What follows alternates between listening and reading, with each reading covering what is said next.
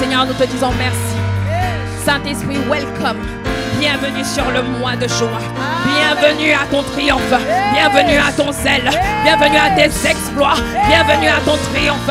Bienvenue à ta victoire sur le péché. Bienvenue à ta force. À l'esprit de consécration. Bienvenue à l'esprit de prière.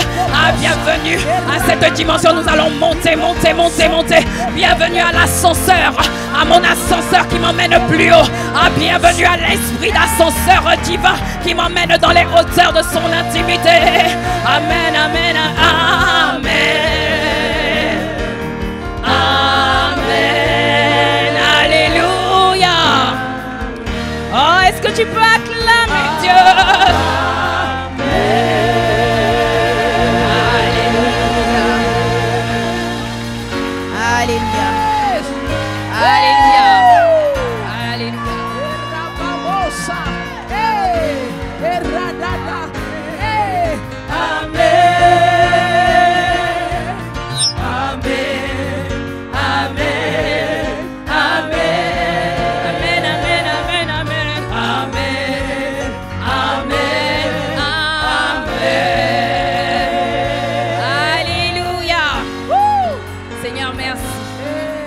De conduire ce culte, merci de prendre le contrôle, merci pour ce jour de célébration, ce jour de gloire et de triomphe, Père, au nom puissant de Jésus, amen, amen, amen, amen.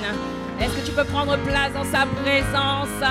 Est-ce que tu peux dire à ton voisin, wow, definitely, tu es la bonne personne au bon moment, au bon endroit, alléluia, alléluia, alléluia, amen. Le Seigneur te bénisse abondamment, toi qui as fait le déplacement ici ce matin. Le seul défi que tu dois relever, c'est que tu ne dois pas venir seul. Hein? Dis à ton voisin, ne viens plus seul à l'église. Hein? Fais bénéficier des grâces que tu reçois. Ne sois pas égoïste. C'est comme quelqu'un, quand tu as trouvé un bon magasin, tu veux garder le magasin, l'adresse pour toi seul. Pour que toi seul, tu aies les vêtements de ce magasin. Mais là, il y a pléthore de paroles ici. Donc si tu viens, toi tu seras béni, les autres seront bénis. Tes gens, ta famille sera transformée, tes amis, etc. Dis avec moi un bon amen. Alléluia, amen. Alors nous continuons. La semaine dernière, nous avons été bénis par la grâce de Dieu avec le frère Fabrice Moreau. Est-ce que tu peux acclamer le Seigneur? Amen, ça fait plaisir de voir des fils de la maison. Et bientôt, toi aussi, ça sera ton tour. Amen. Dieu va faire de toi cet ouvrier dont il va se servir. Dis avec moi un bon amen. Alléluia, amen. Et nous avons commencé un voyage depuis plusieurs semaines maintenant. Nous avons commencé un voyage, on a commencé par d'abord le sujet de la prière. Mais en fait, les chrétiens aiment beaucoup prier, mais n'ont pas souvent conscience de l'importance de la parole de Dieu, de l'importance de la vérité de Dieu, de l'importance de la méditation de la parole de Dieu. Et aujourd'hui, nous allons parler de la puissance de la méditation. Dis avec moi, la puissance de la méditation. Oh, dis à ton voisin, la méditation est puissante. Alléluia. La méditation, ce n'est pas ce que tu penses que tu, comme il dit l'apôtre Ivan, tu te mets là, tu fais hein? Parce que vous savez, la méditation est tellement puissante que même les gens de ce monde ont décidé de méditer, pas la parole, mais de méditer. Dans les habitudes des gens riches maintenant, on va toujours te citer la méditation. Bon, après, je ne sais pas sur quoi ils méditent, mais en tout cas, on cite systématiquement la méditation. Alléluia. Et donc, nous, on ne veut pas méditer des concepts, mais on médite la parole de Dieu. Dis avec moi un bon amen. Parce que la parole de Dieu, la Bible dit qu'elle est puissante. De la même manière, vous savez, quand Dieu veut changer la vie d'une personne, il utilise sa parole. Les maçons, les peintres, les constructeurs de maisons utilisent des matériaux pour construire leur maison. Dieu utilise sa parole pour te construire. Si Dieu veut te changer, si Dieu veut te transformer, il ne va pas utiliser la prière, il va utiliser la parole de Dieu. Amen. Parce que la parole de Dieu, elle est puissante, elle est capable de séparer âme, esprit, jointure et moelle. La parole de Dieu, la Bible dit, elle est un marteau qui fait éclater le roc. Ça veut dire que quels que soient les rocs de ta vie, quelles que soient les situations dures de ta vie, quel que soit l'endurcissement qu'il y a dans ton cœur, quelles que soient les difficultés par lesquelles tu passes, il y a dans la parole un détonateur, un activateur de la puissance de Dieu. Et quand tu appuies sur ce détonateur, alors ta vie commence à changer. La Bible dit en Jean 1 verset 4 que dans la parole il y a la vie et que dans la vie il y a la lumière des hommes. Ça veut dire que quelles que soient les ténèbres qui t'enveloppaient, quelles que soient les ténèbres dans lesquelles ton âme était, quelles que soient les difficultés, la noirceur de l'état de ton corps, de tes circonstances, dans la parole, il y a une vie capable de dégager les ténèbres. Dis avec moi un bon amen. Dans la parole de Dieu, il y a la lumière. Dans la parole de Dieu, il y a la vie, bien-aimé. Ne néglige plus la parole de Dieu. Dis avec moi un bon amen. Tu dois valoriser la parole, tu dois méditer la parole, tu dois chérir la parole de Dieu. Vous allez voir que quand Dieu parle de réussite dans la vie, Dieu associe toujours à la parole de Dieu. Il dit en Josué 1, verset 8, tu connais ce passage, que ce livre de la loi ne s'éloigne pas de ta. Médite le jour et afin d'agir fidèlement selon ce qui est écrit. Et il dit, c'est ainsi que tu auras du succès, c'est ainsi que tu réussiras. Bien et moi, je vois la réussite t'accompagner en 2025.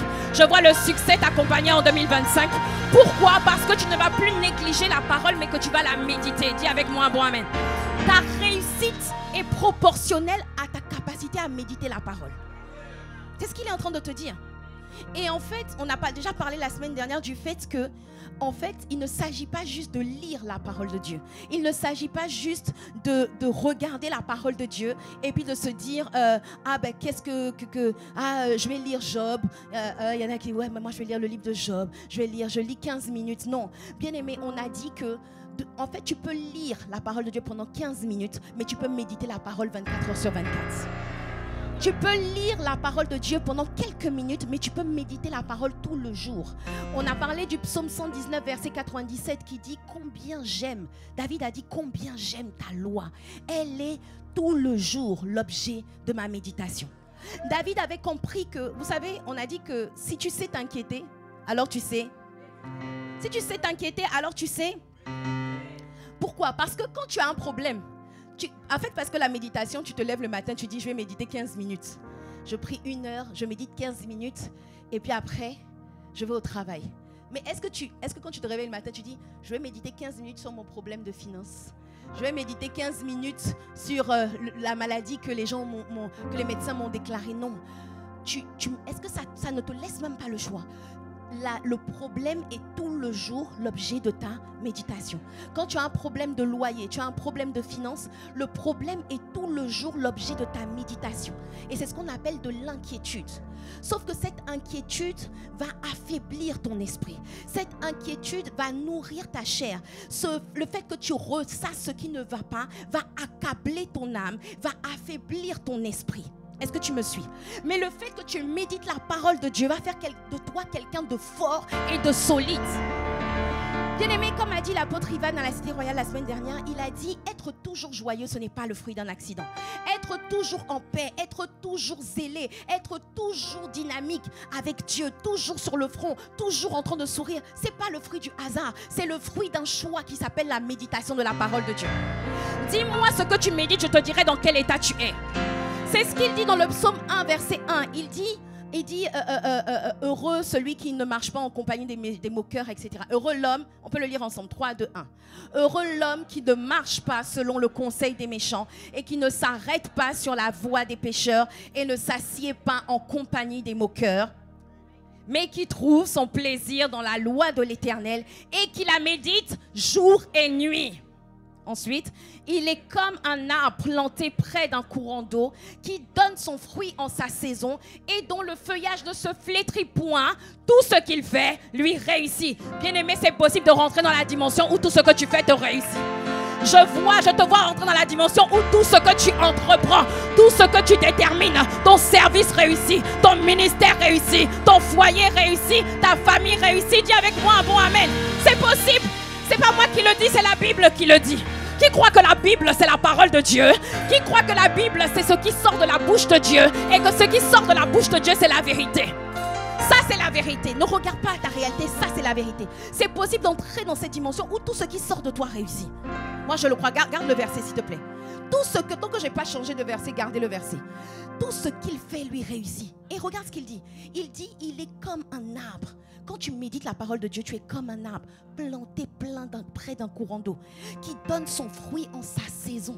Ça veut dire que quelles que soient les saisons de la vie, que ce soit des saisons de difficulté, que ce soit des saisons de labeur, que ce soit des saisons de faveur, que ce soit des saisons d'épreuve, que ce soit des saisons de bonnes nouvelles ou de mauvaises nouvelles, que ce soit des saisons d'abondance ou de disette, je porte le fruit de la joie de Dieu. Je porte le fruit de l'amour de Dieu. Je suis toujours sur le front en train de servir Dieu. Je suis toujours scellé pour Dieu. Que ça aille ou que ça n'aille pas, je viens toujours évangéliser. Que ça aille ou que ça aille pas, je viens toujours servir Dieu. Bien aimé, est-ce que quand tu vois quelqu'un qui est toujours joyeux, c'est pas quelqu'un qui n'a jamais de problème? On peut passer par la même épreuve mais ne pas porter le même fruit. On peut passer par la même épreuve, mais moi je sors le fruit de la joie et quelqu'un d'autre sort le fruit de la dépression. C'est la même épreuve, c'est le même feu, mais moi je passe par le feu ne me brûle pas. Je passe par les grandes eaux, elles ne me submergeront pas.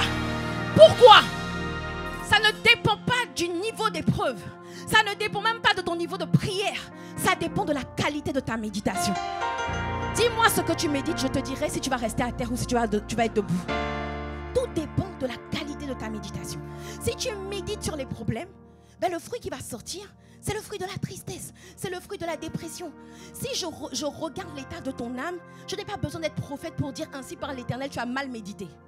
Tu as médité de l'inquiétude. L'état de ton âme révèle pas l'état de tes difficultés, mais l'état de ta méditation. On peut passer par la même épreuve, mais ne pas porter le même fruit. Mais je te vois porter du bon fruit en toute saison. Je te vois porter du bon fruit en toute saison. Les gens vont te voir et vont se dire, ouais, elle a appris une bonne nouvelle. Tu dis, oui, c'est la bonne nouvelle du royaume de Dieu. C'est que ceux qui sont en Christ triomphent toujours. La bonne nouvelle que j'ai à l'intérieur de moi, c'est qu'ils me feront la guerre, mais ils ne me vaincront pas. La bonne nouvelle que j'ai à l'intérieur de moi, c'est que j'ai déjà tout reçu. Il ne me manque rien. Je suis déjà béni de toutes sortes de bénédictions dans les lieux célestes. Je ne vais pas rigoler quand il y a le mariage et puis je rigole pas quand il y a... Mais qui t'a dit que ça rend heureux? Va demander aux gens de ta famille qui sont mariés. Va leur demander. Va demander à toutes les personnes qui sont mariées si elles étaient malheureuses et puis depuis qu'elles sont mariées, elles sont heureuses. Donc pourquoi tu te laisses tromper par le diable comme quoi tu as 50 ans, tu n'es pas marié, so what? Aujourd'hui, tu vas apprendre à faire ce qu'on appelle une démonstration de ta foi. Il faut que tu médites la parole de Dieu. Et méditer la parole de Dieu, il dit que, en fait, tu dois méditer la parole de Dieu de sorte à obtenir une foi ferme en Dieu, qui fera que tu seras inébranlable. Donc, en fait, quand tu médites la parole de Dieu, il dit en Hébreux 11, verset 1, il dit la foi.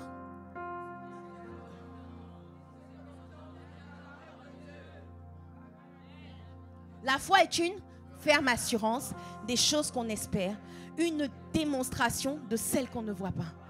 Donc, qu'est-ce qui se passe? Quand tu t'inquiètes, c'est parce qu'en fait, ta chair, tes 5 sens, le diable, t'a fait une démonstration des choses que tu ne vois même pas encore.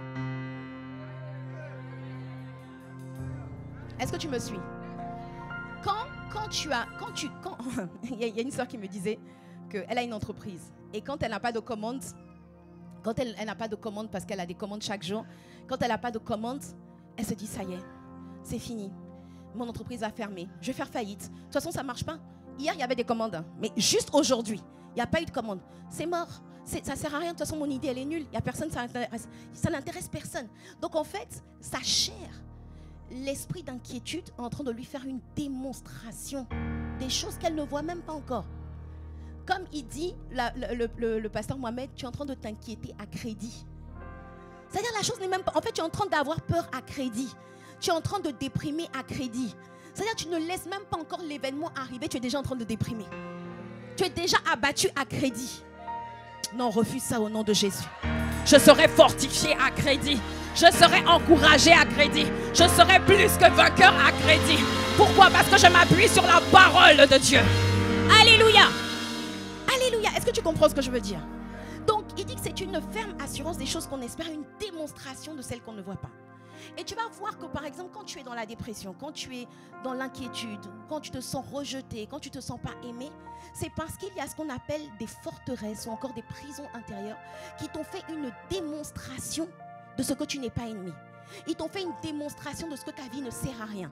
Les pensées charnelles, là, les pensées mensongères t'ont fait une démonstration de ce que ta famille était pauvre, toi aussi tu seras pauvre. Il t'a fait une démonstration. Il t'a expliqué. Il t'a dit si A plus B égale C et que A plus X égale C, ça veut dire que X égale à B. Je t'ai perdu. Non, il t'a fait une démonstration. Il t'a dit si ton père, si ta mère a mis 20 ans pour avoir un enfant et qu'elle a fait plusieurs fausses couches, toi maintenant tu es enceinte, étant donné que depuis ça fait même 10 ans que tu n'arrives pas à avoir d'enfant, ça veut dire que quand tu vas même avoir un enfant, tu vas d'abord faire 5 fausses couches. Il t'a fait une démonstration des choses que tu ne vois pas. Il t'a démontré que si ta mère a eu le cancer et qu'elle est morte du cancer et que vous avez prié mais elle est quand même morte du cancer, donc, et que ta tante aussi a eu le cancer, ça veut dire que ce qu'il fallait démontrer, c'est que désormais, ça veut dire que toi aussi, tu vas avoir le cancer. Il t'a fait une démonstration. Est-ce que tu comprends? Quand on était à l'école, qui a fait déjà des démonstrations en mathématiques? Tu as fait des démonstrations en mathématiques, même si tu n'avais pas trouvé la solution. Qui a déjà fait les... Même si tu étais nul en maths, hein? Qui a déjà fait des démonstrations à l'école? Qui a déjà fait des dissertations à l'école? Où tu dois démontrer quelque chose auquel tu ne crois même pas des fois. Qui a déjà fait ça? Donc quand tu dois faire des démonstrations, tu prends des arguments. Est-ce que tu me suis? Tu prends des arguments, tu prends des lois et tu prends Pythagore, tu prends Thalès. Des fois dans le même problème, tu dois prendre Pythagore plus Thalès. Des fois tu dois prendre Thalès inversé, hein? Okay. Non, il y en a qui ont oublié. Tu dois prendre des lois, tu dois t'appuyer sur des lois de mathématiques, de sciences. Tu dois t'appuyer sur des lois, ou des lois, même si tu es en droit, ou même en français, en philosophie, tu dois t'appuyer sur ce que des philosophes ont déjà dit. Tu t'appuies sur ces différentes lois et tu fais une démonstration et tu aboutis à une conclusion. Mais c'est ce qui se passe dans tes pensées. Le diable te fait une démonstration de ce que tu vas échouer. Le diable te fait une démonstration de ce que, en fait, tu devrais commettre l'impudicité parce que ça va te faire du bien. Ça va te soulager. Ça va te permettre de te faire, de te sentir mieux. Il t'a fait une... En fait, on ne tombe pas par hasard. On glisse toujours d'abord. On ne se réveille pas le matin comme ça et puis boum, je suis tombée dans l'impudicité. Non. Tu as d'abord glissé dans tes pensées. Le diable te faisait depuis quelques jours, quelques semaines, une démonstration de ce qu'il te fallait commettre l'impudicité, ça allait te faire du bien. Est-ce que tu comprends? Mais tu dois apprendre toi aussi à faire une démonstration de ta foi. Tu dois faire une démonstration appuyée sur les lois de Dieu, non pas sur théorème de Pythagore, non pas sur Thalès, mais sur Proverbe, sur Genèse, sur Apocalypse. Tu dois faire une démonstration de ta foi appuyée sur les Écritures. Et pour faire, tu sais, en dissertation, on faisait des démonstrations, on s'appuyait sur les lois en droit, sur les lois en philosophie. On s'appuyait sur des lois et puis ensuite on prenait des exemples. Et c'est la même chose avec Dieu. Tu dois faire une démonstration de ta foi en t'appuyant non seulement sur ce que la parole de Dieu dit, sur les principes de Dieu, c'est-à-dire sur les lois de Dieu, mais aussi je dois m'appuyer sur les histoires de la Bible qui m'attestent que les lois que Dieu a données dans sa parole sont vraies et réelles. Oh, dis avec moi un bon amen. Alléluia. Tu vas voir qu'en fait, dans Josué 1, verset 8, il dit que ce livre de la loi ne s'éloigne pas de ta bouche. Donc tu dois t'appuyer sur la loi. La loi de Dieu, ce sont les principes de Dieu.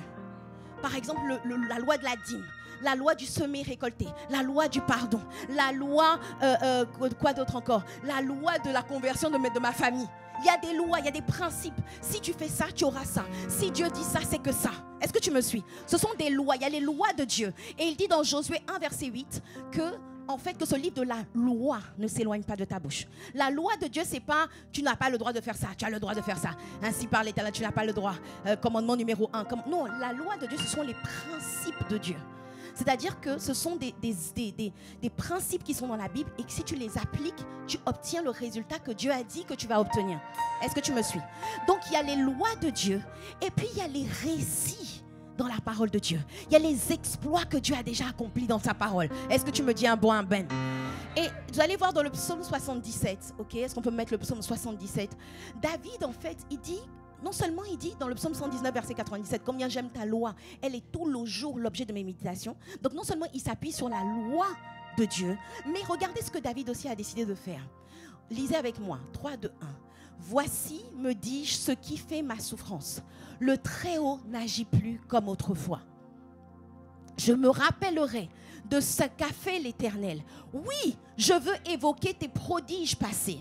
Je veux méditer sur toutes tes œuvres et réfléchir à tes hauts faits. Alléluia. Donc David s'est dit, je vais non seulement prendre tout ce que Dieu dit, de ne pas faire, de faire tout ce que Dieu dit, que celui qui se confie en l'Éternel renouvelle ses forces. Donc je vais prendre non seulement les lois de Dieu, mais je vais aussi méditer sur toutes ses œuvres. Méditer sur la manière dont il a ouvert la mer Rouge en deux. Méditer sur la manière dont il a atteint l'Égypte, qui était inatteignable par des 10 plaies. Méditer sur le fait que même si le cœur de Pharaon est endurci, Dieu est capable d'ouvrir la mer Rouge en deux. Dis avec moi un bon amen. Donc je vais méditer sur ce que Dieu a déjà fait dans la parole de Dieu. Il a dit, je vais méditer sur toutes tes œuvres et je vais réfléchir. Au lieu de réfléchir sur le fait que oui, pourquoi si Dieu m'aime, pourquoi mes parents sont morts, si Dieu m'aime, pourquoi j'ai été abusée. Au lieu de réfléchir sur ça, ça va t'affaiblir.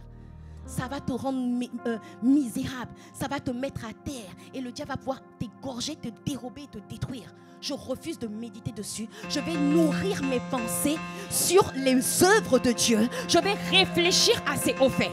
Est-ce que tu me suis? Et je vais prendre ça, plus les lois de Dieu, et je vais faire une démonstration de ma foi. Je vais démontrer ce que je crois, et à la fin, je vais dire CQFD, c'est ce qu'il fallait démontrer. Oh, que quelqu'un me dise un bon amen.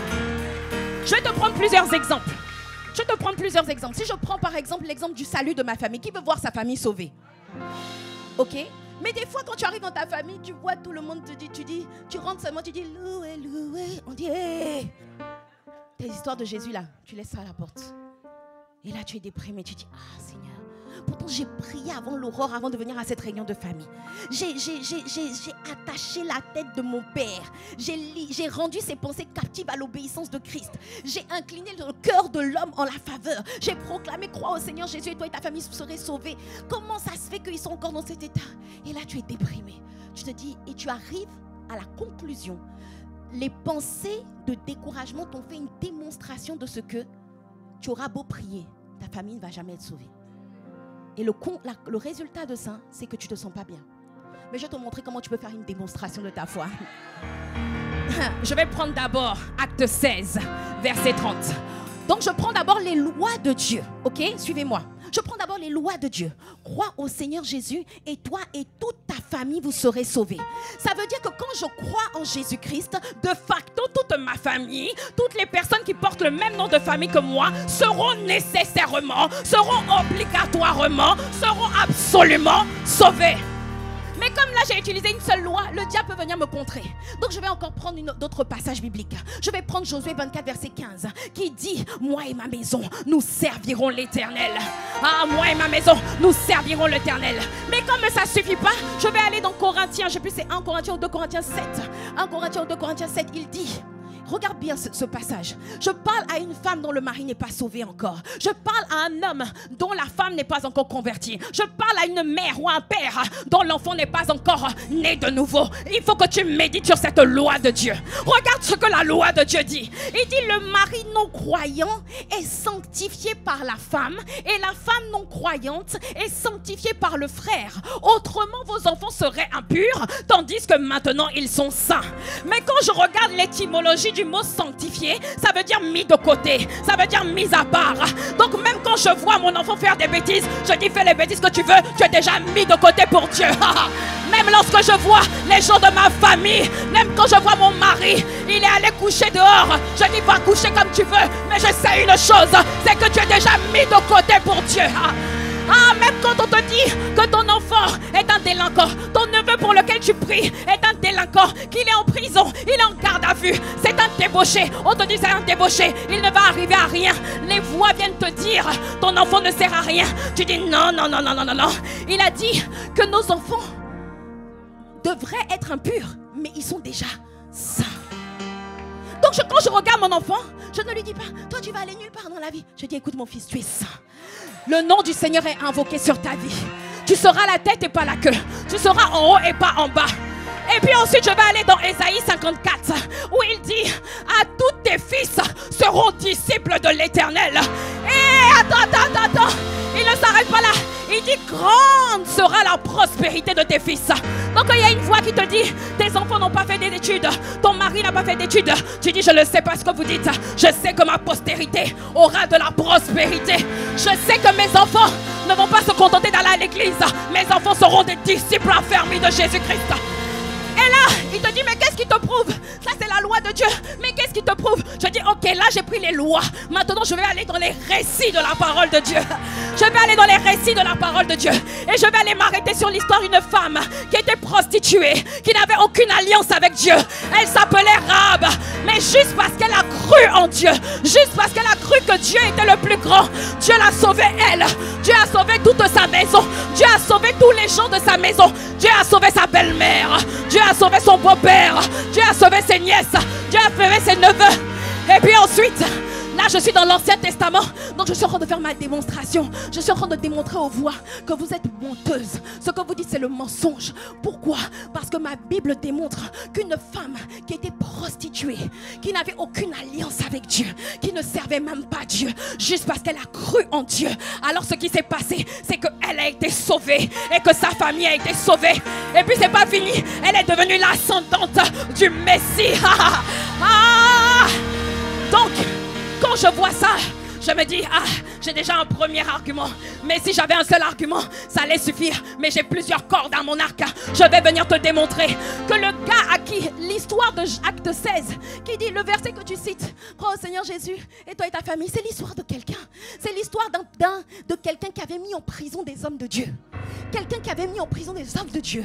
Et Dieu lui dit, par la bouche de Paul et Silas, que si tu crois seulement, toi et ta famille, vous serez sauvés. Maintenant, moi, j'ai jamais mis quelqu'un en prison.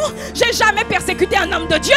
Moi, je prie, moi, je jeûne, moi, je cherche Dieu. Donc, s'il a fait ça pour cet homme qui était le chef des prisonniers des hommes de Dieu, à combien plus forte raison, il le fera pour ma famille. Il le fera pour ta famille. Il le fera pour ta famille. Dis avec moi un bon amen. Donc là, je suis sur l'histoire de ce geôlier à Philippe. Maintenant, je peux aller voyager. Je peux aller voir Corneille. Corneille, la Bible dit que Corneille était un homme pieux qui craignait Dieu avec toute sa maison. Il n'était pas né de nouveau. Il était religieux. Il faisait des aumônes. En fait, il ne connaissait pas la vraie vérité. Mais il cherchait Dieu. Et un jour, il y a quelqu'un qui lui a apparu. Il y a un ange qui lui a apparu. Et après, Pierre est venu. Et non seulement lui, il a été sauvé, mais toute sa famille a été sauvée. Oh, le temps me manquerait d'aller voir. Le temps me manquerait d'aller voir la femme sunamite qui a sauvé son fils par sa foi. Le temps me manquerait d'aller voir Lot qui était un pécheur. Ses filles étaient pécheuses. Ils étaient tous pécheurs. Ils habitaient à Sodome et Gomorrhe. Ils habitaient, c'est-à-dire qu'ils étaient assis dans le péché. Mais ma Bible dit que le coupable devra sa délivrance à cause de la pureté de tes mains. Affiche-moi le passage de Job. Il dit que le coupable devra sa délivrance à cause de... Oh, vite, Job. Que le coupable devra sa délivrance à cause, voilà. 3, 2, 1. Il délivrera même le coupable qui devra son salut à la pureté de tes mains. Donc même s'il y a des gens dans ma famille qui sont dans la débauche, des gens qui sont comme à Sodome et Gomorre, ce n'est pas l'ampleur du péché qui détermine si Dieu va les sauver ou pas. C'est la grâce surabondante de Dieu. Je sais dans ma Bible, parce que le diable va venir te dire, regarde comment ils s'enfoncent dans le péché, regarde comment ils s'enfoncent dans les boîtes de nuit, regarde comment ils s'enfoncent dans la pureté sexuelle, regarde comment ils s'enfoncent dans la pornographie. Tu dis oui, très justement, là où le péché a abondé, la grâce de Dieu a surabondé. Mais j'ai pas fini ma démonstration. Donc comme je sais que le coupable devra même son salut à la pureté de ses mains, je vais aller voir Lot. Comme je t'ai dit, il était assis dans le péché. Il était à Sodome. Il était assis dans la boue du péché avec ses filles. Mais il y a quelqu'un dans sa famille qu'on appelait Abraham. Il y a quelqu'un dans sa famille qu'on appelle Abraham. On va raconter l'histoire de ta famille. On va dire tout le monde était dans la sorcellerie. Tout le monde était dans l'idolâtrie. Tout le monde était dans la pornographie. Tout le monde était dans le péché. Mais il y a une femme qu'on appelait Juliana. Il y a un homme qu'on appelait Steven. Il y a un homme qu'on appelait Eunice. Il y a une femme qu'on appelait Alouska. Elle s'est levée en intercession. Abraham a intercédé. Et Lot et ses filles ont été sauvés de la destruction. Bien-aimé, il n'y a rien qui est impossible à Dieu. Voilà comment tu fais une démonstration de ta foi. CQFD, c'est ce qu'il fallait démontrer. C'est ce qu'il fallait démontrer. Parce que les hauteurs, les raisonnements vont te faire des démonstrations. Et le problème, c'est que si tu pries sans avoir la foi, en fait, la Bible dit que celui qui s'approche de Dieu doit croire que Dieu existe et qu'il est le rémunérateur de ceux qui le cherchent. Il dit, si vous demandez quelque chose avec foi, si vous parlez avec foi à cette montagne, elle va se déplacer. Mais le problème, c'est que pour avoir la foi, il ne faut pas méditer sur l'ampleur de Pharaon. Il faut méditer sur le Dieu qui est capable de faire fléchir Pharaon. Il ne faut pas méditer sur l'ampleur de la maladie. Il faut méditer sur le Dieu qui est capable, le Dieu qui guérit n'importe quelle maladie, le Dieu qui a délivré Lazare de la fosse, le Dieu qui a fait redresser cet homme depuis 38 ans, le Dieu qui a fait arrêter la perte de sang de la femme depuis 12 ans. Il faut que je médite sur ça. L'état de ton âme est fonction de l'état de ta méditation. La qualité de ta vie dépend même de la qualité de ta méditation. Sur quoi tu médites? Mais quand tu médites, quand tu fais des démonstrations de ta foi, ce qui va se passer, c'est quand tu vas parler, la chose va arriver. Pourquoi? Parce que quand tu vas parler dans le monde spirituel, on va voir que ce que tu dis est aligné sur ce que tu penses. Et si ce que je dis est aligné sur ce que je pense, je deviens comme mon Créateur. Il dit et la chose arrive. Il ordonne et elle existe. Dis avec moi un bon amen. Voilà pourquoi tu dois faire des démonstrations de ta foi. Dis à ton voisin, il faut que tu fasses des démonstrations de ta foi. Qui veut d'autres dissertations, d'autres démonstrations mathématiques de sa foi? Je prends par exemple le cas de l'impudicité. Pourquoi quelqu'un peut tomber dans l'impudicité? Quelqu'un qui avait décidé de se préserver jusqu'au mariage. Quelqu'un qui a décidé, je ne tombe plus dans la masturbation, je ne tombe plus dans la pornographie, je ne vais plus coucher, avoir de relations hors mariage jusqu'au mariage. Mais comment tu es arrivé à tomber? Il y en a qui disent, oui, je ne sais même pas, le diable m'a attaqué, je me suis réveillée le matin, je suis tombée. C'est faux. C'est faux. Tu as reçu une démonstration dans ta tête. Et tu as accepté la démonstration.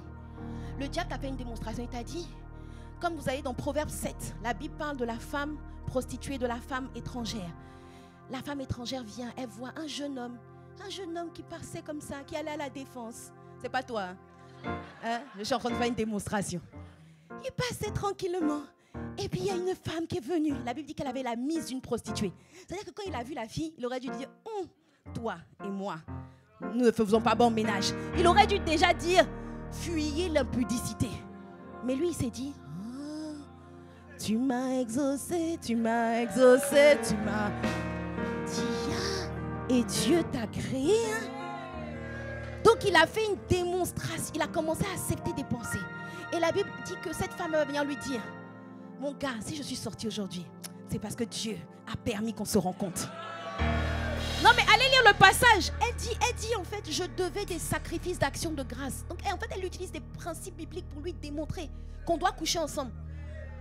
Elle dit, en fait, j'ai des sacrifices à faire, mais il y a le reste à la maison. Viens, on va consommer ensemble. Et puis elle lui dit que en fait, j'avais des sacrifices à faire. C'est pour ça que je suis sortie. Et c'est pour toi que je suis venue. Là, tu dis, Dieu m'a visité. Donc elle est en train de faire sa démonstration. Repart. Sa démonstration, elle lui dit, elle dit, j'ai parfumé mon lit de myrrhe, d'aloès et de cinnamone. La démonstration continue. Ensuite, elle dit, viens, grisons-nous d'amour jusqu'au matin. Livrons-nous aux délices de la voluptuée. De la volupté. Hein? Mon mari fait, on voit les réflexes, il y en a qui font, et là, que Dieu te donne la haine de l'impudicité au nom de Jésus. Elle lui dit, livrons-nous aux délices. Parce qu'en fait, quand tu tombes dans l'impudicité, ça veut dire que ta chair t'a convaincu qu'il était bon pour toi de te livrer à l'impudicité. Ta chair t'a fait une démonstration pour dire, masturbe-toi juste un peu, ça va te soulager. Ta chair t'a fait une démonstration pour te dire que, en fait, vas-y, couche seulement. Après, ça va te faire du bien. C'est juste une partie de plaisir. Mais si tu avais médité la Bible, tu allais comprendre que ce n'est pas une partie de plaisir. Tu n'es pas juste en train de vivre une partie de plaisir. C'est une partie de ta vie qui est en train de t'être ôtée. Elle dit, livrons-nous, vas-y, continue. Car mon mari n'est pas à la maison. Oh, dis avec moi. Elle dit, car mon mari n'est pas à la maison. Il est parti pour un voyage au loin. Autrement dit, ça va rester entre toi et moi. Personne ne le saura. Bien-aimé, si tu avais lu ta parole, la parole de Dieu, tu aurais su qu'il n'y a rien de caché qui ne soit découvert, ni tu aurais su ça. Mais en fait, tu as accepté une pensée qui t'a dit que personne ne saura. Tu vas juste coucher rapidement, juste un petit plaisir. Mais en fait, parce que vous savez, quand on a fait le camp, on a fait un camp sur le péché sexuel. Quand on a fait le camp sur le péché sexuel, la plupart des gens sont sortis en mode c'est terminé, moi plus jamais je tombe dans l'impudicité. Moi l'impudicité, moi ça fait 2, etc. Pourquoi ? Parce que pendant ce camp, on a démontré, on a fait une démonstration des conséquences désastreuses de l'impudicité. Donc quand ça c'est présent à l'intérieur de toi, tu ne peux pas tomber dans l'impudicité. La raison pour laquelle tu tombes dans l'impudicité, dans la fornication, dans la masturbation, dans les relations sexuelles hors mariage, c'est parce que la parole que tu connais, ou la parole que tu connais au sujet des conséquences désastreuses de l'impudicité, elle est loin, elle date d'août 2024. Tu n'as plus jamais médité dessus encore. Par contre, tu as médité sur le fait que ça va te faire du bien, que tu en as besoin, que ça fait 10 ans que tu es converti, qu'il faut bien que tu te fasses un peu plaisir, que c'est une marque d'amour. Mais si tu avais médité Proverbe 3, tu aurais vu, tu aurais compris que en fait, même avant ça, si je prends d'abord la loi de Dieu, on peut prendre les lois de Dieu. On va prendre d'abord les lois de Dieu. La Bible dit que si Dieu détruit le temple de Dieu, Dieu le détruira. Donc en fait, je comprends que mon corps est le temple du Saint-Esprit et que si je le souille par l'impudicité, il y a une malédiction qui va s'attacher à ma vie. Ensuite, si je vais dans Proverbe 3, je vais voir qu'en fait, quand je couche, je ne suis pas juste en train d'avoir une partie de plaisir, mais je suis en train de livrer ma vigueur. Je suis en train de livrer ma force. Je suis en train de livrer ma productivité. Je suis en train de livrer ma richesse. Je suis en train de livrer ma splendeur. Je suis en train de livrer mon éclat. Et il dit même dans ce passage de Proverbe 7, si tu continues, vas-y, continue. Proverbe 7, verset 23. Proverbe 7, si je continue en Proverbe 7, verset 23. Non, verset 23. Miséricorde. Il dit, tu vois, il dit que en fait, donc la personne qu'on a convaincue là, il a fini par rentrer dans la chambre en se disant, waouh, je vais vivre un bon moment. Et regarde la suite, jusqu'à ce qu'une flèche lui transperce le foie, comme un oiseau qui se précipite dans le filet sans se douter qu'il y va de sa vie. Le verset précédent dit comme un bœuf qui va à la boucherie. C'est-à-dire que quand tu vas coucher avec cet homme ou cette femme, tu ne sais pas que tu es comme un bœuf. On va prendre l'entrecôte, on va prendre le beefsteak, on va prendre le rumsteak, on va prendre, donne-moi, c'est quoi les autres parties du bœuf, le filet. On prend des parties de ta vie et puis on distribue sur la place des marchés occultes. Toi, tu penses que c'est une partie de plaisir, mais tu ne comprends pas que tu es un bœuf qui va à l'abattoir. Tu es un fou qu'on a lié pour le châtier. Si tu as médité dessus, sur le fait que, en fait, quand je couche, il dit, même à Proverbe 3, il dit, ou Proverbe 4, je ne sais plus, il dit en fait que de peur que tu ne livres ta vigueur à d'autres. Même quand tu te masturbes, tu es en train de livrer ta vigueur à d'autres. Même quand tu es en train de regarder des films pornographiques, tu es en train de livrer ta longévité. Voilà, il dit de peur. Là, il est en train de parler des dangers de l'impudicité. Il dit de peur que des étrangers ne se rassasient de ton bien et du produit de ton travail dans la maison d'autrui. Donc, ça veut dire que non seulement ton bien, c'est-à-dire tes bénédictions, ta prospérité peut être volée. Ensuite, il dit de ton travail, ta productivité peut être volée. Et tu t'étonnes que quand tu te masturbes, que quand tu regardes, tu es là, tu es à plein. Comme dit l'apôtre Ivan, tu es la combinaison de l'hippopotame, l'escargot et la tortue.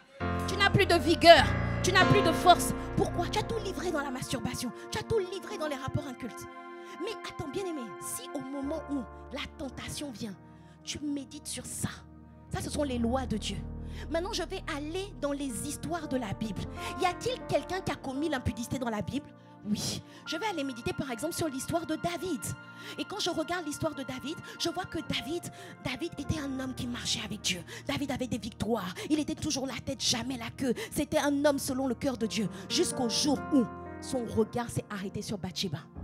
Et ça a été juste regardé. Il a dit, ça c'est qui ? C'est la go de qui ? Il a dit, les gars, il y a une fille là. Vous pouvez me l'appeler ? C'est à partir de ce jour-là que sa vie a commencé à dégringoler. Je me rends compte qu'il a appelé Bathsheba. Il a couché avec Bathsheba.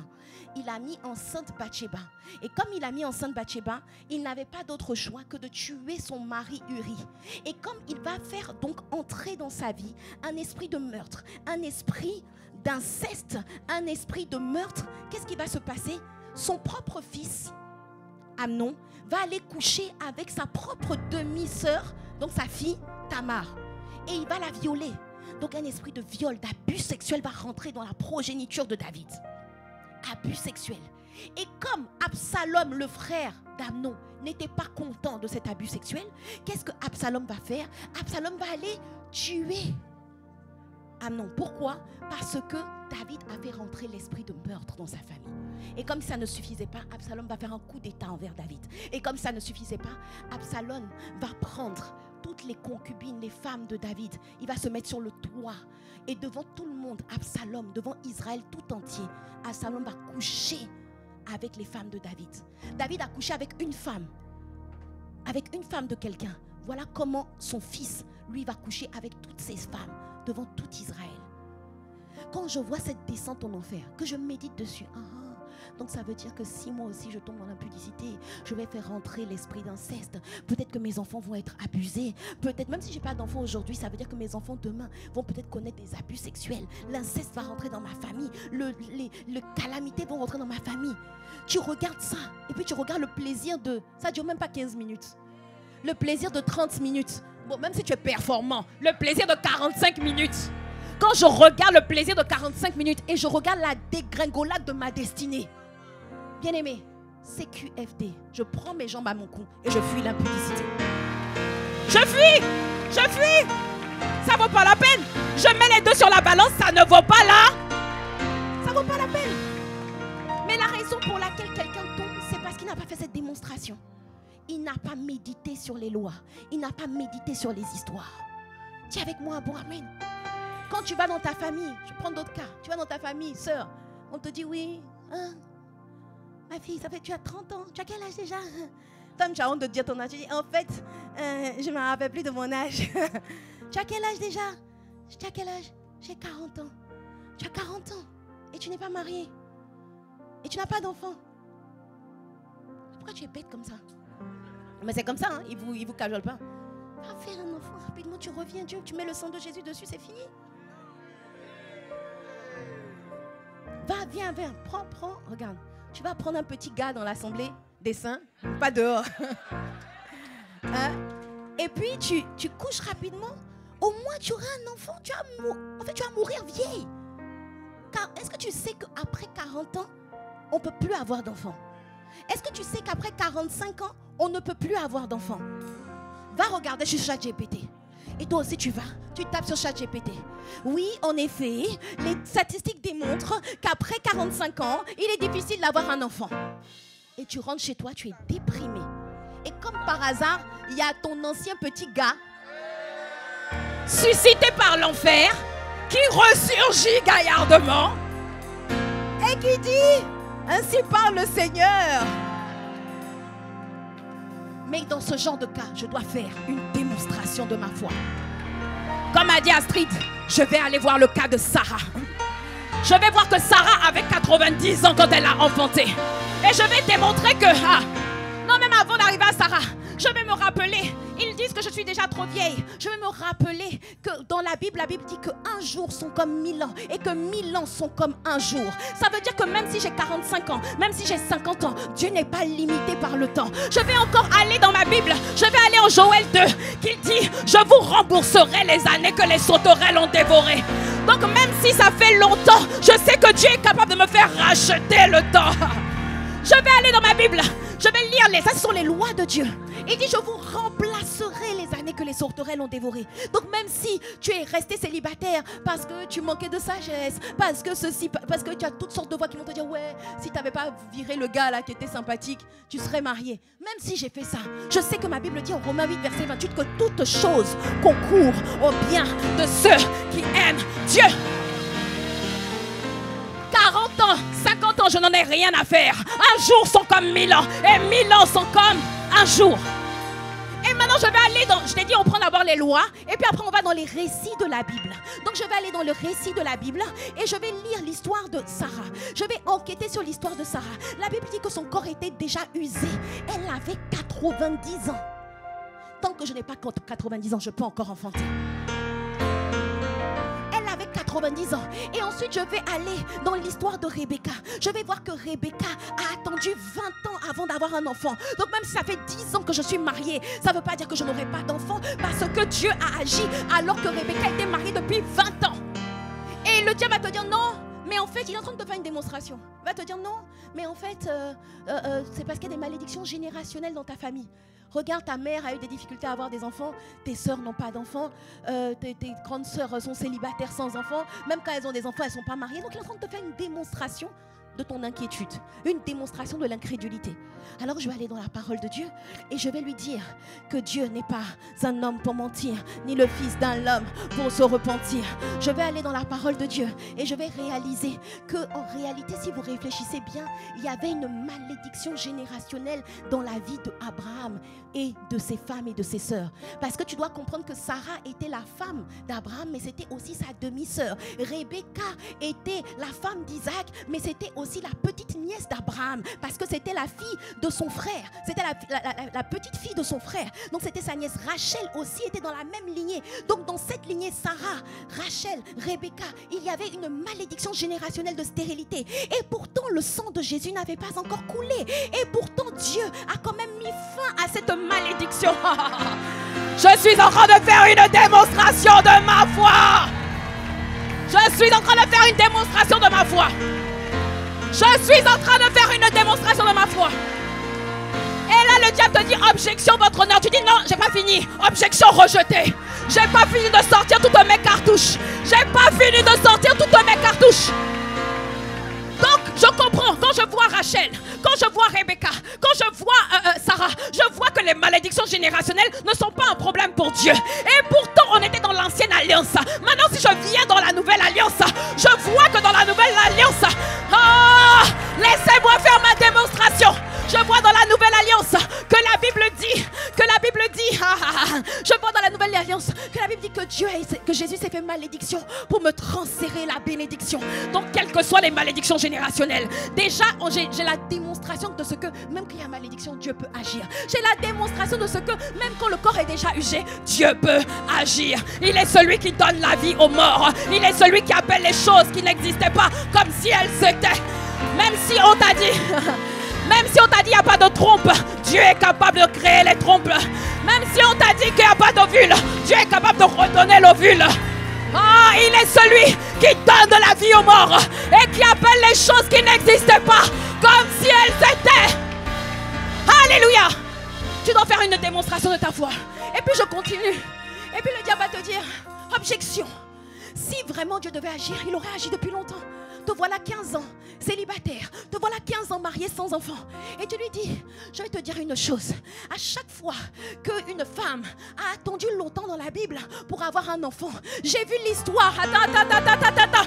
Laissez-moi faire ma démonstration devant la cour céleste de justice. Je vais aller dans la Bible, je vais voir l'histoire de Anne. Pénina a eu plusieurs enfants devant elle. Pénina s'est moquée d'elle, comme les gens de ta famille se moquent de toi. Mais quand Dieu agit, c'est pas un enfant comme les autres. On ne connaît pas le nom de l'enfant de Pénina, mais on connaît le nom de l'enfant de Anne. Alléluia.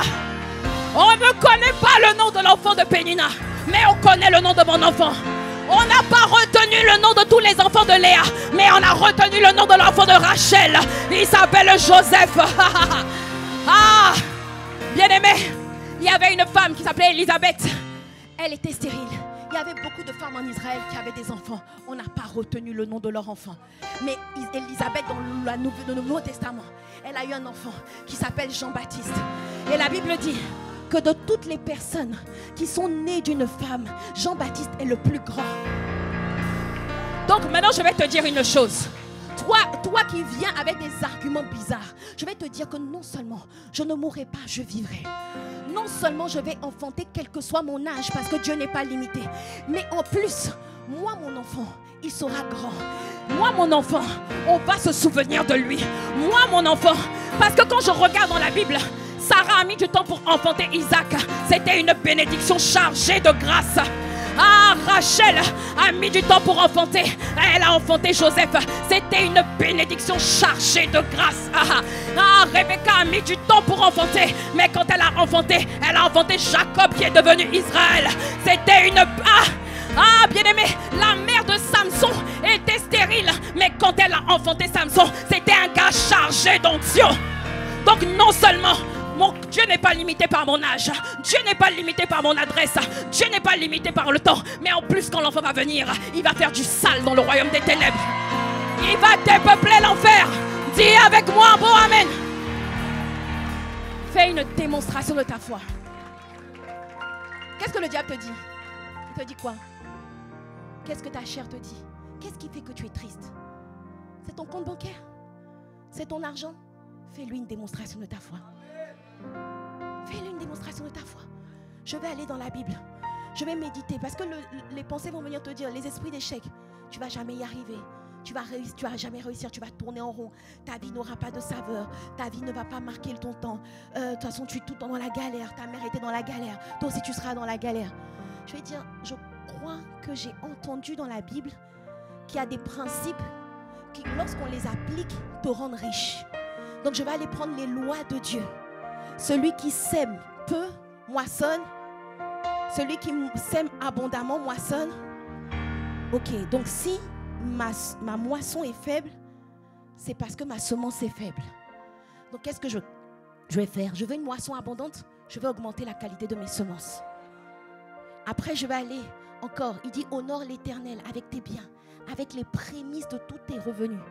C'est une loi, il dit alors, c'est une conséquence. Alors tes greniers seront remplis d'abondance, tes cuves regorgeront de mou. Et la voix va te dire, mais regarde, ça fait 10 ans que tu donnes ta dîme, mais tu es toujours dans la galère. Je vais maintenant aller dans les histoires. Je vais aller lire l'histoire de quelqu'un qu'on appelait Jacob.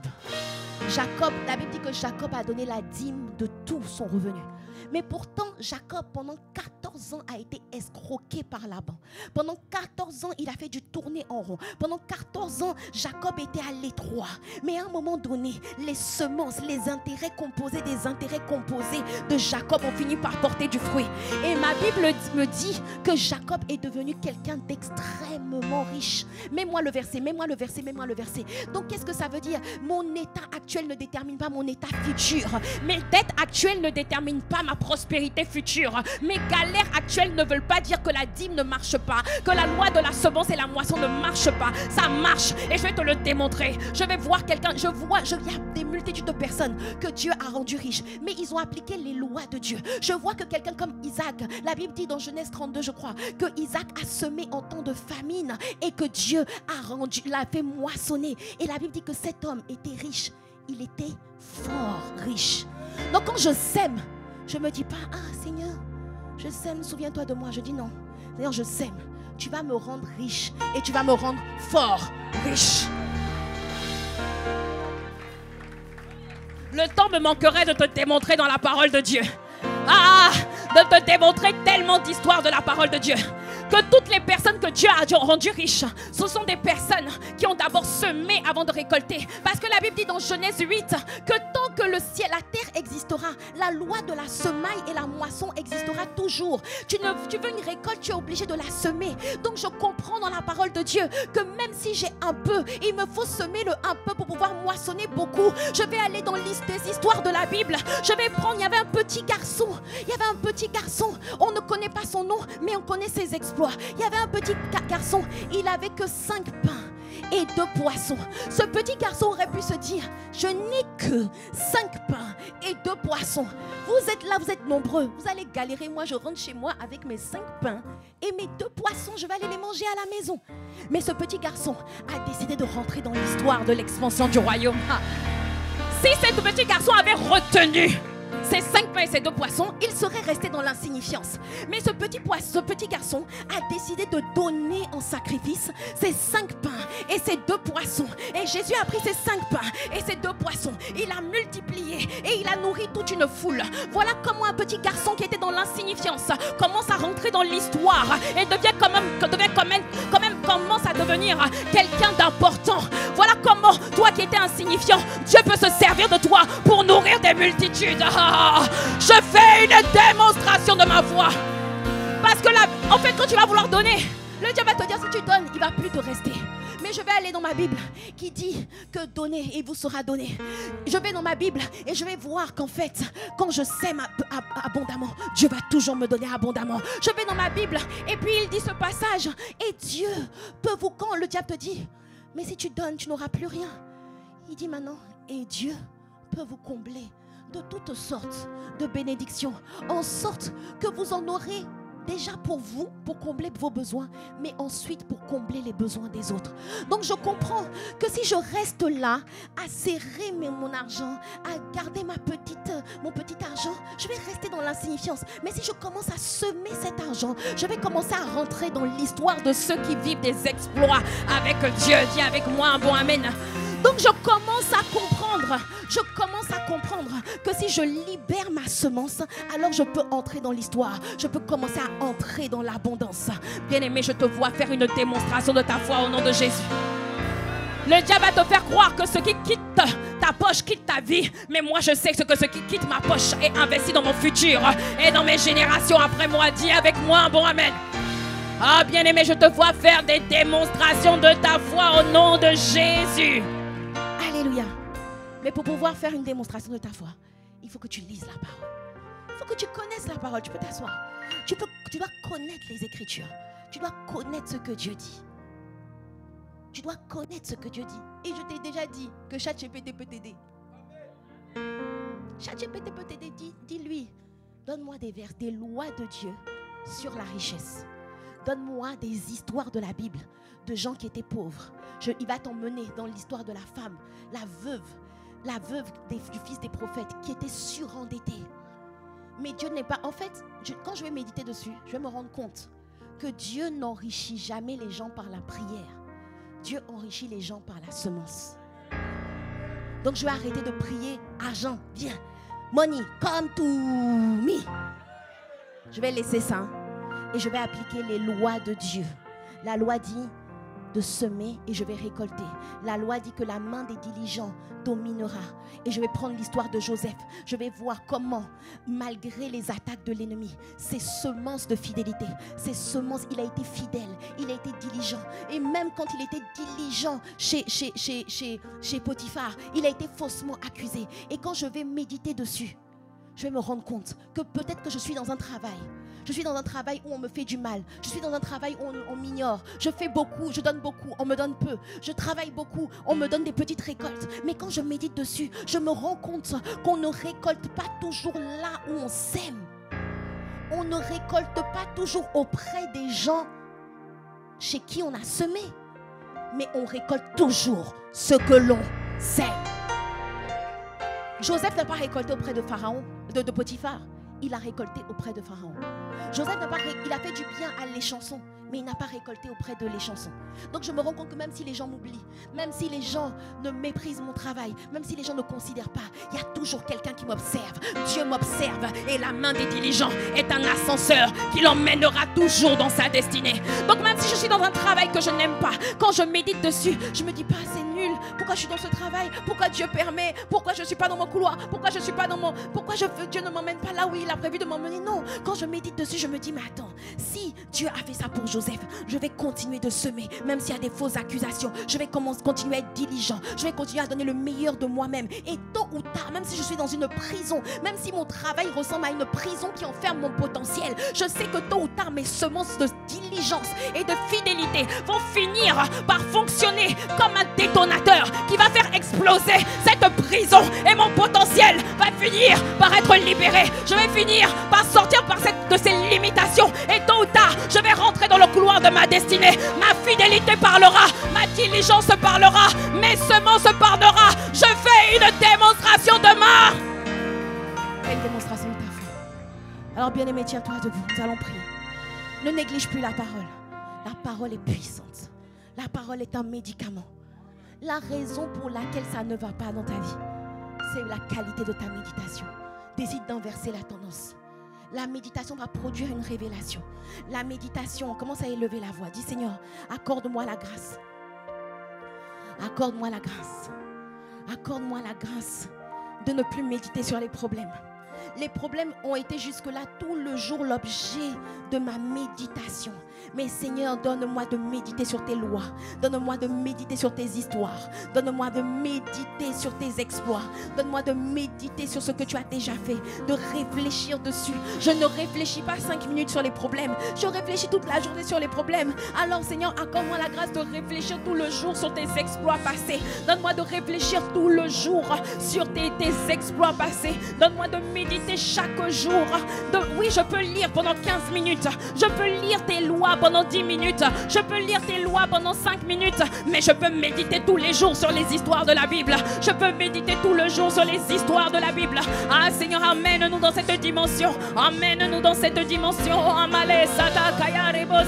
Ne nous laisse pas déprimer. Ne nous laisse pas abattus alors que tu nous as donné les médicaments, les moyens qui nous permettent d'être toujours dans la joie. Ah, donne-nous de méditer sur ce que Dieu dit. Donne-nous de méditer non pas sur notre misère, non pas sur nos difficultés, parce que je reconnais que ma réalité n'est pas la vérité. Je vais méditer sur la vérité de la parole de Dieu.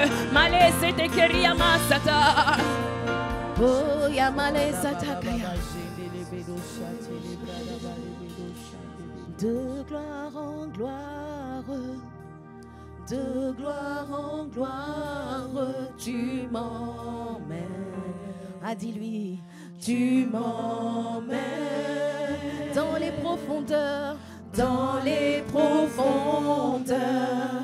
de ton sainteté, tu m'emmènes. Abba Père, tu m'emmènes. Ah, dis-lui, de gloire en gloire au mois de juin, de gloire en gloire, ah, d'exploit en exploit, ah, de vigueur en vigueur. Ah, je ne serai pas de dépression en dépression. Ah, je n'irai pas de rejet en rejet. Non, non, non, non. Dans les pros de ton intimité, ah, de ton intimité, tu emmènes-nous, Seigneur, en profondeur. Tu ne nous laisses pas être en profondeur sur les méditations mauvaises. Non, dans gloire en gloire. Oh oui, de gloire en gloire. Oh oui, Seigneur, tu m'emmènes. Ah, je dis, Seigneur, tu m'emmènes, tu m'emmènes. Ah, dans les profondeurs, dans les profondeurs. Ah, oh oui, ah, de ton intimité, tu m'emmènes. Ah oui, Seigneur, oh Dieu, tu m'emmènes. Ah, plus haut, plus haut, plus haut. Plus haut dans la méditation. Ah, ah, plus haut dans ton intimité, plus haut dans la lecture de la parole. Ah, plus haut dans la réflexion de ta parole. Plus haut, plus haut. Je ne resterai pas à terre, plus haut. Je serai toujours debout grâce à la méditation. Je vais méditer sur tes œuvres passées. Je vais méditer sur ta parole. Et tu vas m'emmener plus haut, plus haut. Ah, tu vas me faire porter du fruit en toute saison. Que ça aille ou que ça n'aille pas, je porterai toujours le fruit. Le fruit de la joie, le fruit de la paix. Ah, ah, le fruit de l'audace, le fruit de la splendeur. Plus haut, plus haut. Le fruit, ah, de l'audace, le fruit du zèle, le fruit de la consécration, le fruit de la vie de prière.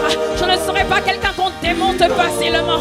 J'irai plus haut, plus haut, plus haut, plus haut, plus haut, plus haut, plus haut, plus haut. Y a-t-il quelqu'un qui refuse de rester à terre et qui dit plus haut? Y a-t-il quelqu'un qui refuse d'être en bas? Plus haut. Y a-t-il quelqu'un qui refuse d'être à terre? Plus haut, plus haut. Dis avec moi, plus haut, plus haut. Je refuse d'être down, je refuse d'être abattu. Je refuse de réfléchir sur l'échec. Je refuse de réfléchir sur la stérilité, sur ce que Dieu n'a pas encore fait. Ah non, je vais réfléchir sur la vérité de la parole. Je vais réfléchir sur les lois de Dieu. Je vais réfléchir sur les exploits passés. Je vais réfléchir à approfondir ma méditation. Plus haut, plus haut. J'irai profond, profond, profond, profond, profond. On va aller en profondeur. Ah, je n'irai pas en profondeur dans mes problèmes, non. Je vais aller en profondeur sur tes exploits passés. Profond, profond. Ah, ne reste plus en superficie. Dans la méditation de la parole, médite de façon profonde. Vas-y, va loin dans ta réflexion. Vas-y dans ta loin dans ta réflexion. J'irai profond. Libère la grâce de la méditation des Écritures. Libère cette grâce d'aller en profondeur, de réfléchir intensément, de réfléchir constamment, de réfléchir tout le jour, de réfléchir nuit et jour. Ah, relâche cette grâce sur ton peuple, Seigneur. Relâche la grâce de réfléchir intensément à tes bontés, réfléchir intensément à tes exploits passés, réfléchir intensément à tes bénédictions passées. Profond. Ah, y a-t-il quelqu'un qui veut aller profond? Ah, dis-moi je suis candidat, lève la main. Dis-moi je suis candidat pour aller en profondeur. Profond. Dis avec moi je suis candidat profond. Profond. Lève la main, dis Seigneur, saisis-moi. Relâche sur ma vie la grâce de la méditation. Bien-aimé, je relâche sur ta vie la grâce d'être profond. La grâce d'aller en profondeur dans ta réflexion. Dans ta réflexion, elle sera désormais intense. Tu ne vas pas réfléchir de façon superficielle. Tu vas en profondeur, en profondeur. Que cette grâce soit communiquée profond, profond. La grâce d'aller dans les profondeurs. Ah, je ne vais pas me laisser accepter des démonstrations de la chair. Non, non, non, non, non, non. J'irai en profondeur dans mes démonstrations. Profond, profond, profond. Ah, profond, profond, profond. Ah, profond. Amale Satakaya, profond. Père, au nom de Jésus, nous te remercions pour la révélation de tes paroles. Merci parce que tu nous as parlé ce matin.